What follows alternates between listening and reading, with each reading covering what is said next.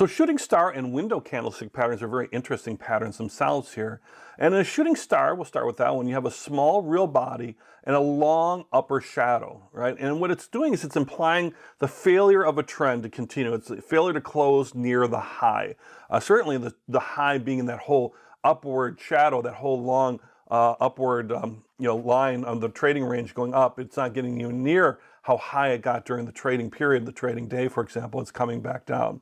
So if you can see in the example here, we have a green candlestick, and if there were, let's say there are other ones out there before that, so we're on a trend upward. I threw in a doji just for fun. Sometimes you'll see shooting stars after dojis. Again, a doji shows that there's indecisiveness. So maybe there's been a trend. We haven't had a real, let's say, reverse or anything, but we have a doji saying, yeah, they might be getting a little indecisive. It could either keep going up or keep going down. We got to, or go sideways. We got to watch. And then boom, all of a sudden we see this shooting star. And we see that, basically, that there's a high established as far as at the opening, but the close is closing lower. That's why it's a red candlestick, because the close is lower. A close is lower than the high, or the close is lower than the opening of the day.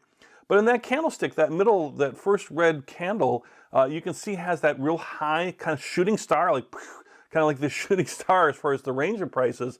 So there was a lot of higher prices going up there. There was people trading at much higher prices, but it all started to come down, towards that real body there on the shooting star. And then you want to see what happens next. It's a good indicator that you've got a failure of the trend, and then we're going to go sideways or start a reversal of the trend and start going downwards. So if you shoot a shooting star, be aware that if you've been owning a security, that might be a time to get out, or be wary of that and be ready to kind of pull the trigger and take your profits.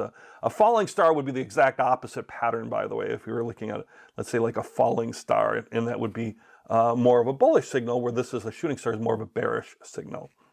A different type of signal, and this kind of works with our gaps, if you looked at the lessons around gaps, is rising and falling windows, right? And so really what you're seeing is it's kind of like a gap up. It could be a breakaway gap, it could be a runaway gap, but for a rising window, you have basically a gap up.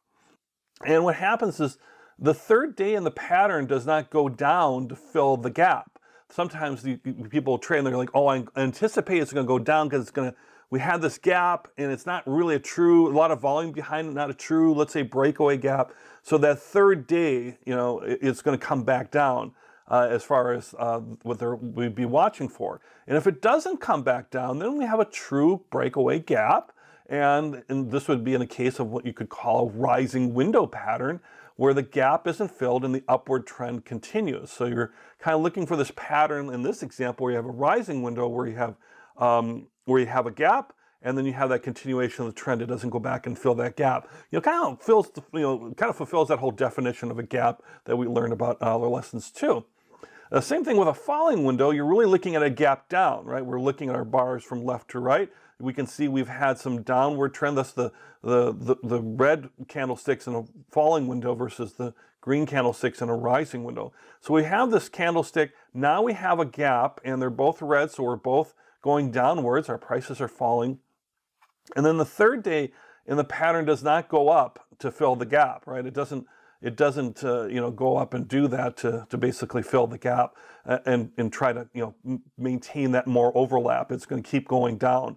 And so that's more of a falling window, and really kind of a confirmation that the gap is a true gap, and that the trend is being a really established trend is happening, and that trend is going to continue. Again, breakaway gaps are going to look at creating new trends, or this could also have been a runaway gap, which is a continuation of a previous trend that we're not seeing on the images here. So look at the gap lessons again to see, to reinforce stuff about gaps. But basically what's happening in rising and falling windows is the trend is going to continue after the gap and really be established, versus coming back downwards and filling that gap. And that's what you want to watch for.